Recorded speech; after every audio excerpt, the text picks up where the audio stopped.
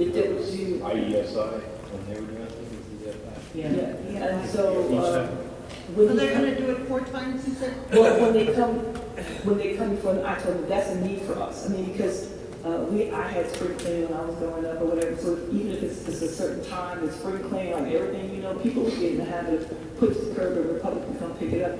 That's one of the things he's gonna bring to you in the contract to say, let the professionals come pick it up. They're coming anyway, every day. You have a garbage truck in your town every day. It seems like we have a lot of organic waste in our community, and I wonder, have we ever received any quotes or know what Republic might charge for an organic bin? Working on that now. I'm not getting then. Okay, so what I've spoken to Republic about recycling, and they have one, county has two right now in town. One at the alternative school and one at the judge or the jail. Well, the one on the jail, they're using to put clothing in, and I don't know if you're. I'm sorry, maybe I didn't say it clear. Organic material like the green trash bins that are at homes, or sometimes they're brown. In San Antonio, you can opt in for the green bins or brown bins to throw in yard waste. Okay. So he asked me, has there been a desire to have curbside? He said a lot of those programs don't necessarily work. It's really based on the neighborhood. No one's ever come to me to say they really want to have things at curbside to do branches and then glass and paper and I think and plastic. To say curbside and all those tubs. He said it's a program. Sometimes it works, sometimes it doesn't. And so what we wanted to do is to give people the same opportunity at the garbage dump is to have one of these ones that have the different components in it. Jill has one, but they're not really using it other than they're putting clothes in it, so it's really not being used for what it's designed for. And so we're trying to negotiate to have it relocated to the garbage dump at no cost to us or a minimum cost, and then we can do the recycling. We have a recycling right now at the garbage dump, but it gets contaminated, meaning that after so long, we have so many people standing in line to get to this garbage dump that they put stuff in it because it's a bin and we need to get it in there. It's just not being used for recycling right now. So that is something that they said that the community really hasn't been upward to have curbside recycling. Isn't he gonna give us a quote on branch recycling, grass clipping or branch recycling tub for your house? He's gonna give us a quote on that too. It just seems like we always have a lot of yard waste laying around on the streets, and it seems like it'd be beneficial. I mean, these free programs, they're good in theory, but I think at the end of the day, as we're finding out very quickly, they cost a lot of money.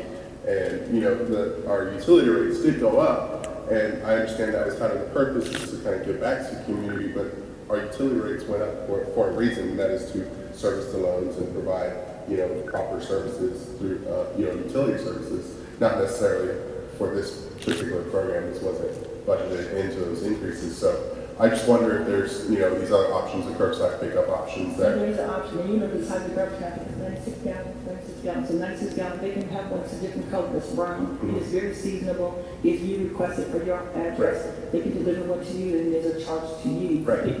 The thing that you have a problem with sometimes, people overload them, because it's really just for branches, and it's really just for, yard clippings and things like that. But we can, that's one of the things that we're bringing to you to a lot. So somebody has a big yard and they don't have a place to get rid of it, that can be an option. But that's the only curbside one that really works. Right.